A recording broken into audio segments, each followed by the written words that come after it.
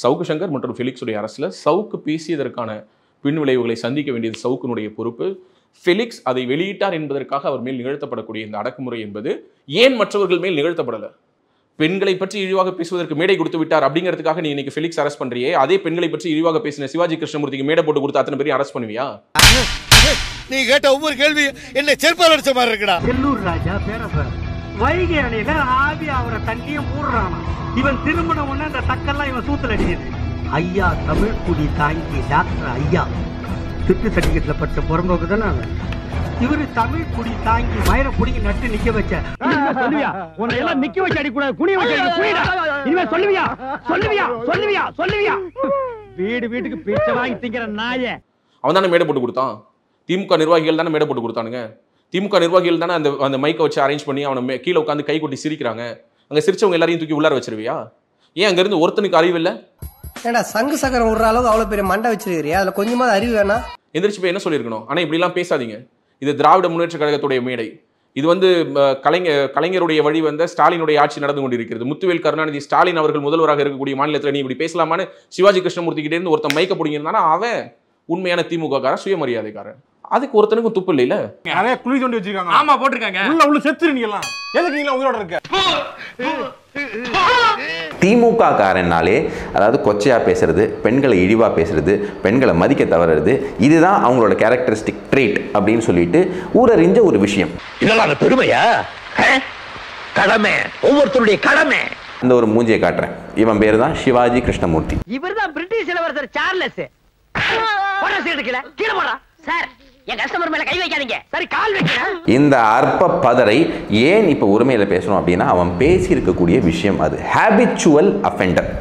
சவுக்கு சங்கர் அப்படிங்கிற நபரை பெண் காவலர்களை இழிவாக பேசிவிட்டான், ஐயோ திமுகவால் தாங்க முடியவில்லையே அப்படின்னு சொல்லிட்டு இப்ப குண்டாஸ்ல தூக்கி உள்ள போட்டிருக்கு. பாத்தீங்களா இந்த மானங்கெட்ட திமுக அரசு. அறிவு இருக்கா உனக்கு?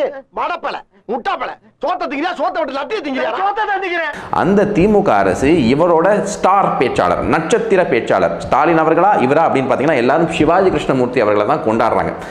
அப்ப நீ வெத்து வேட்டா, அப்ப நான் அவங்களோடய போயிடுறேன். ஸ்டாலின் எனக்கு ஒரு பொருட்டே இல்லை. He is nobody. He doesn't know.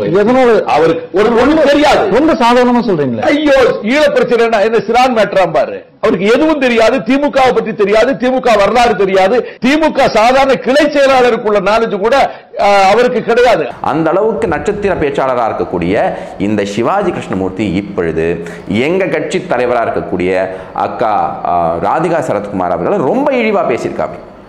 இதெல்லாம் மன்னிக்க முடியாத ஒரு குற்றம். சரத்குமார் நான் கூடங்க சென்னை, திருவள்ளூர், காஞ்சிபுரம் போனா கரெக்டா 1:30 மணி 2 மணி தான் ஆகும். அப்ப நான் போய் பொண்டாட்டி எழுப்புவேன். மூடிட்டு இருக்க மாட்டேடா, எதுக்கும் ஒன்று எழுப்பி தானே ஆகணும். பொண்டாட்டி எழுப்புறது ஒரு காரணம் ஒண்ணுமோ. நான் இந்த உட்கால போய் 2:30 மணிக்கு எழுப்பிருக்கேன் சரத்குமார். அது தூக்க கலக்கத்துல அந்த நைட்டிங்கெல்லாம் விளம்பரம் கொடுக்குது இல்ல, போய் கொடுத்துட்டு வந்து அது படுத்து இருக்கு. 2:30 மணிக்கு ராதிகா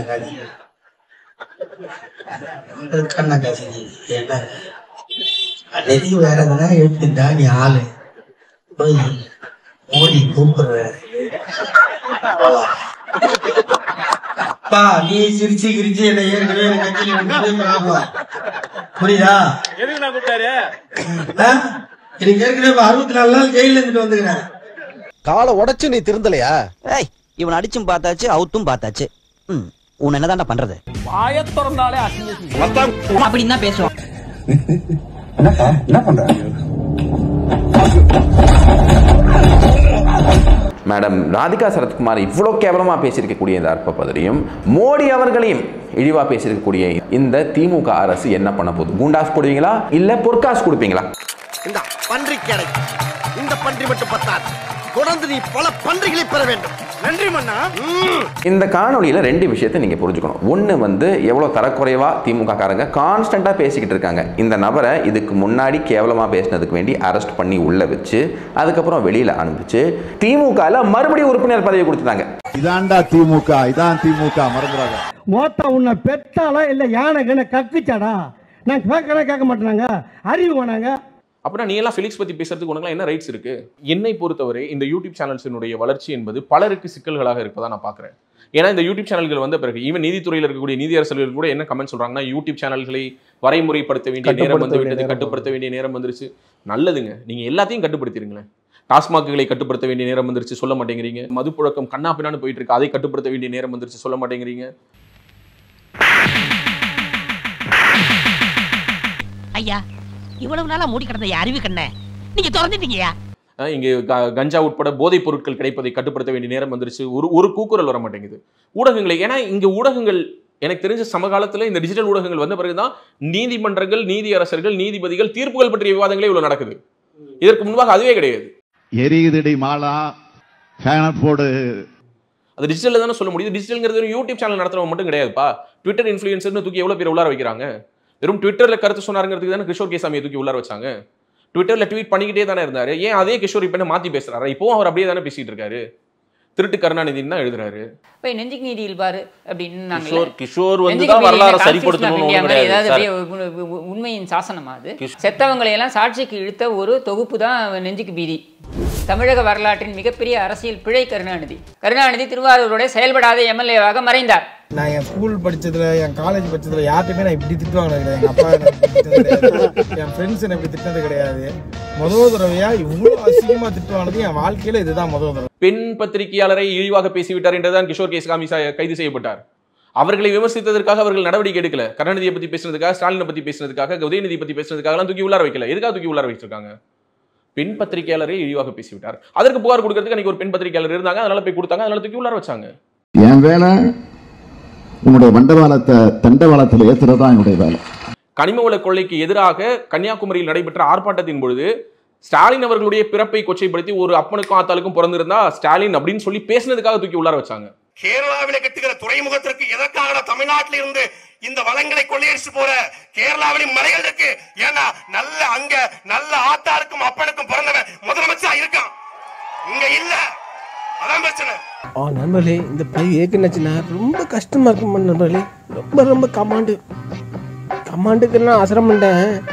ஆனால் ஒரு சில பேர் வந்து ரொம்ப அனாரியாக பேசுறீங்க. அதே கனிம வள கொள்ளைக்கு எதிரான மேடையில நீ பேசுறதுக்கு முன்னாடி சீமானும் பேசினாரு. அவங்க மேலையெல்லாம் போடாத வழக்கு ஏன் உன் மேல மட்டும் போட்டாங்க? அப்புறம் ஒரு அப்பனுக்கும் ஆத்தாளுக்கும் பிறந்தான்னு பேசினா அப்புறம் உன் மேல வழக்கு போடாம அப்புறம் என்ன உன்னை தூக்கி வச்சு மடியில கொஞ்சுவாங்களா?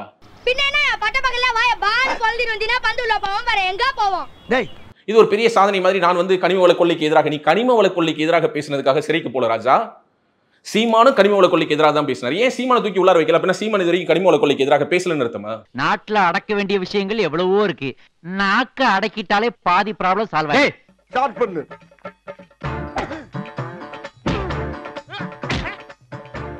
இங்கிட்டு வா. அப்படியா? படைக்கலடி. மண்டையில மட்டும் அடிச்சிடாத, குலக்கேசல் உள்ள போயிருவேன்.